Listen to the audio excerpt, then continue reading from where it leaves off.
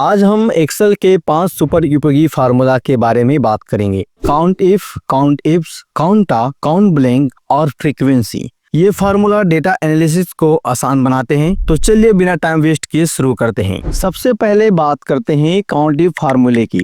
ये फार्मूला किसी रेंज में एक खास कंडीशन को पूरा करने वाली सेल को गिनता है। जैसे कि मेरे पास ये कुछ ट्रांजैक्शन है जिसमें से मैं ये जानना चाहता हूँ कि मैंने ऑनलाइन ट्रांजैक्शन, कैश ट्रांजैक्शन और डेबिट कार्ड से कितनी बार ट्रांजैक्शन किया हुआ है। जानने के लिए इक्वल लगाएं, काउंट इफ टाइप करें, रेंज में उस सेल को सिलेक्ट करें जिन्हें आप चेक करना चाहते हैं, कॉमा लगाएं, क्राइटेरिया में वो शर्त को सिलेक्ट करें जिसे आप गिनना चाहते हैं। जैसे कि ऑनलाइन ट्रांजैक्शन कितनी बार हुई है, कैश ट्रांजैक्शन कितनी बार हुई है और डेबिट कार्ड से कितनी बार हुई है। ब्रैकेट से बंद करके इंटर दबाएं, फिर F2 बटन दबाएं और रेंज को इस तरह से सिलेक्ट करके F4 बटन दबाकर फिक्स कर लें, लॉक कर लें। फिर इंटर प्रेस करें और फिर हैंडल को पकड़ के सभी सेलों में ड्रैग कर दें। फार्मूला अप्लाई हो जाएगा। आप देख रहे हैं ऑनलाइन ट्रांजैक्शन 4 बार हुई है, कैश ट्रांजैक्शन 4 बार हुई है और डेबिट कार्ड से भी 4 बार ट्रांजैक्शन हुई है। अब बारी है काउंट इफ्स की। ये काउंट इफ का एडवांस वर्जन है जो एक से ज्यादा कंडीशन को चेक करता है। मान लीजिए हमें गिनना है कि ऑनलाइन डेबिट ट्रांजैक्शन कितनी बार हुई है और ऑनलाइन क्रेडिट ट्रांजैक्शन कितनी बार हुई है। तो उसके लिए इक्वल दबाएं, काउंट इफ्स टाइप करें और टैब बटन दबाएं। रेंज 1 में ट्रांजैक्शन टाइप को चुनें, फिर कॉमा लगाएं। क्राइटेरिया 1 में ऑनलाइन को चुनें, फिर कॉमा लगाएं। रेंज 2 में डेबिट और क्रेडिट को सिलेक्ट करें और कॉमा लगाएं। क्राइटेरिया 2 में डेबिट को चुनें और ब्रैकेट्स बंद करके इंटर प्रेस कर दें। फार्मूला अप्लाई हो जाएगा।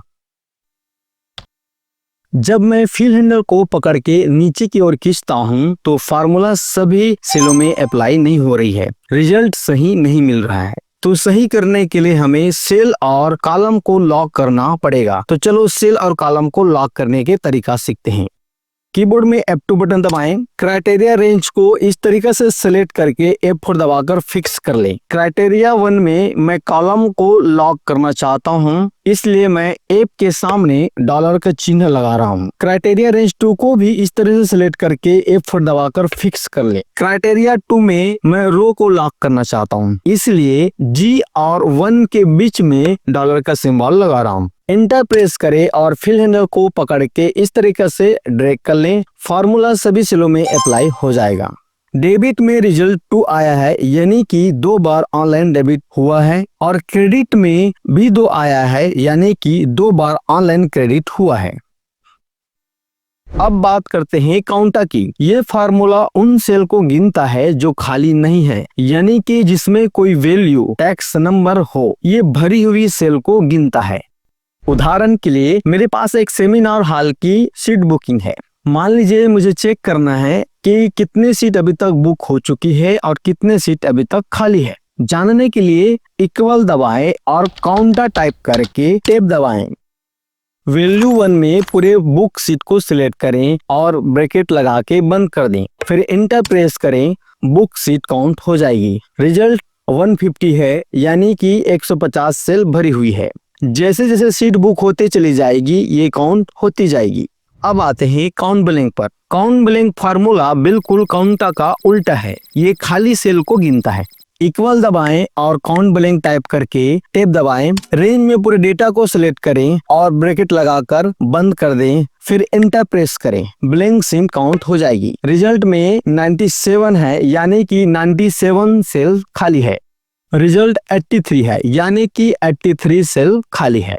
अब मैं ये जानना चाहता हूँ कि फीमेल सीट कितनी भरी हुई है और मेल सीट कितनी भरी हुई है। तो जानने के लिए मैं काउंट इफ फार्मूला का उपयोग करूंगा। इक्वल दबाएं और काउंट इफ टाइप करें। रेंज में सभी सीट को सिलेक्ट करें, कॉमा लगाएं, इन्वर्टेड कॉमा ओपन करें। मेल के लिए M टाइप करें और इन्वर्टेड कॉमा बंद करें। ब्रैकेट बंद करके इंटर दबाएं।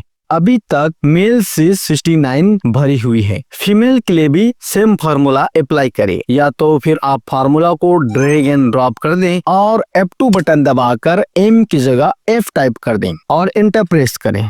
फीमेल के लिए इक्वल दबाएं और काउंट इफ टाइप करें, रेंज में सभी सीट को सिलेक्ट करें, कॉमा लगाएं, इन्वर्टेड कॉमा ओपन करें, फीमेल सीट के लिए एफ टाइप करें और इन्वर्टेड कॉमा क्लोज कर दें, ब्रैकेट्स क्लोज करके इंटर दबाएं। रिजल्ट 95 है, मतलब अभी तक फीमेल सीट 95 भरी हुई है। थोड़ा सा ध्यान दें, जैसे ही मैं एफ टाइप करता हूं तो ऑटोमेटिक सेल ग्रीन कलर हो जाती है और एम टाइप करता हूं तो ब्लू कलर फिल हो जाती है और डिलीट करता हूं तो ब्लैंक हो जाती है। अगर आप जानना चाहते हो कि ये कैसे हुआ तो कमेंट्स करके मुझे पूछो। अब आखिरी फार्मूला है फ्रीक्वेंसी। ये डेटा को ग्रुप में बांटकर उनकी फ्रीक्वेंसी गिनता है। मान लीजिए कि हमारे पास एम्प्लॉय लोगों की लिस्ट है और मुझे एम्प्लॉय लोगों की उम्र जाननी है, जैसे कि 29 साल, 20 साल, 33 साल वाले कितने लोग हैं। तो सबसे पहले मुझे यूनिक नंबर निकालना पड़ेगा। यूनिक निकालने के लिए सभी की उम्र को कॉपी करके यूनिक वाले कॉलम में पेस्ट कर दें और पूरे को सिलेक्ट करके डेटा मेनू में जाएं और रिमूव डुप्लीकेट पर क्लिक कर दें। यूनिक निकल जाएगी। मतलब मेरे एम्प्लॉय की उम्र कोई 29 साल का है, कोई 20 साल का है, कोई 33 साल वाले हैं। अब मुझे जानना है कि 29 साल वाले कितने हैं, 20 साल वाले कितने हैं और 33 साल वाले कितने लोग हैं। उसके लिए इक्वल लगाएं और फ्रीक्वेंसी टाइप करें। डेटा अरे में सभी एज को सिलेक्ट करें, कॉमा लगाएं। बिन्स अरे में उनकी एज को सिलेक्ट करें, ब्रैकेट लगाकर बंद कर दें, एंटर दबाएं। फिर फिल हैंडल को पकड़ के सभी सेलों में ड्रैग कर दें, फार्मूला अप्लाई हो जाएगा। अगर रिजल्ट गलत आए तो क्या करना है। फ्रीक्वेंसी एक अरे फार्मूला है तो इसके लिए सिलेक्ट करने के बाद F2 बटन दबाएं और control shift plus inter button press करें। रिजल्ट सही आ जाएगा। जैसे कि 29 एज वाले 3 लोग हैं, 20 एज वाले 4 लोग हैं, 33 एज वाले 2 लोग हैं और 21 एज वाले 2 लोग हैं। तो दोस्तों ये थे एक्सेल के 5 सुपर पावरफुल फार्मूले, count if, count ifs, counta, count blank और फ्रीक्वेंसी। अगर आपको ये वीडियो पसंद आया तो लाइक करें, शेयर करें और सब्सक्राइब करना ना भूलें। कमेंट्स में बताएं कि आप अगली वीडियो कौन सा टॉपिक पर चाहते हैं। मिलते हैं अगली वीडियो में।